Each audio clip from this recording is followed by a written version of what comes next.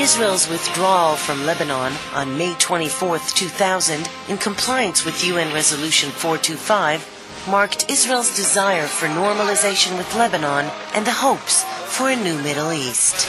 Unfortunately, the Lebanese government, enforced by the Syrian regime control, decided to allow a global Shiite terrorist organization in its deplorable act, backed by Iran, to take control and fortify itself along the international borderline.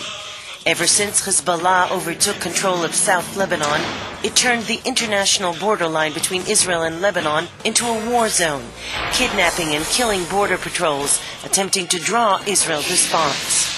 On July 12th, Hezbollah terrorists infiltrated into Israel territory and attacked 2 IDF armored jeeps patrolling the border with Lebanon, killing 3 soldiers and kidnapping 2. IDF ground forces entered Lebanon in the area of the attack.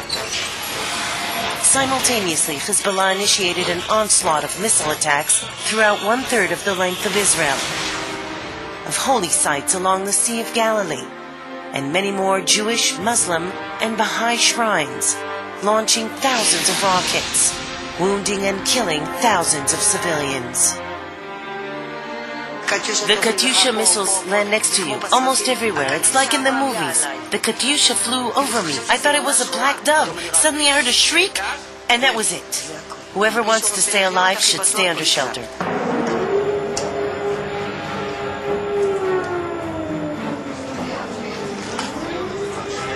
We've been living here in this shelter for the past 19 days. We get up in the morning, we run home for a short while, but we're even afraid to shower from fear of a sudden bombing, and we quickly return to the shelter. We run from our home to the shelter every 5 minutes. We all sleep together, play together. I keep searching to see where my kids are. My family's in Lebanon. My son, too. Israelis living in the north of Israel struggle to survive under the constant fire of shells at their homes. Most residents fled to temporary refugee camps set up in the south of the country. You sleep in a tent with 300 people, you feel like a refugee. Everyone here is a refugee. I am from Tiberias. I left Sderot due to the Qassam shells shot at us from Gaza. I didn't have the time to get organized, and suddenly a rain of Katyushas hit us. I said to myself, that's it. Tiberias is being hit. It came as a shock or in a boom, just like a Katyusha, as they say. Nothing is safe anymore, nothing. Katyusha landed in the middle of our street. I went into shock from the blast, the boom and the shriek. It was distressing. From that day onwards, I took off and came here.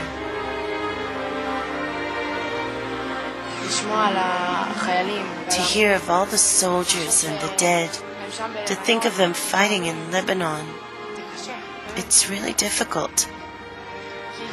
To watch television and see them fight for our well-being.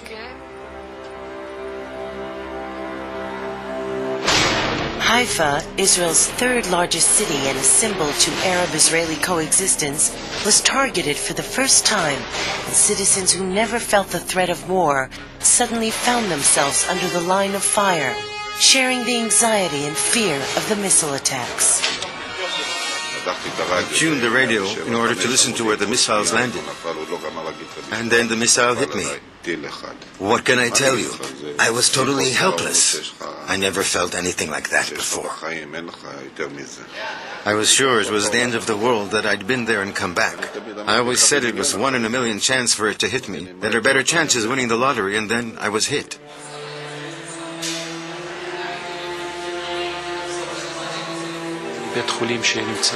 This hospital is under fire. Russians, Arabs, Jews, Israelis, a very varied team of people. And the beauty of it, that we are all working together to serve the same purpose. The Katyusha rocket is fired at you. And you know, it lands on your father and your mother. And the whole state of Israel sits on your shoulder. Because we must put a stop to it. My feeling is like I am protecting my home.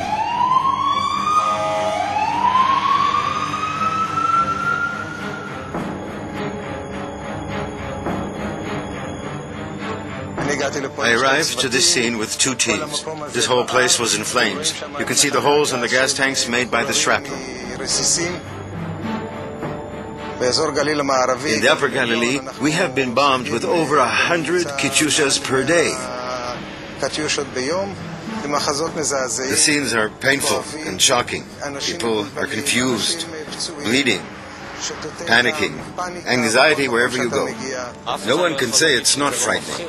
The missiles they launch have no specific address. It does not differentiate a Jew from an Arab. It bombs the Jewish and the non-Jewish homes. Throughout this period, the Israeli Defense Forces have been trying to put a stop to these attacks and try to bring to the return of the 2 kidnapped soldiers. There are no winners in the war. We are all losers. I wish for there to be peace in the Middle East. I hope the next generation will not hear the word combat. May we return home safely. As Gandhi once said, there is no path for peace. Peace is the path. Israel was established as a pluralistic democratic state based on freedom, justice, and peace for all its citizens, irrespective of religion, race, or sex. Israelis today wish for an end to violence and call for a new Middle East free of terror and hostility.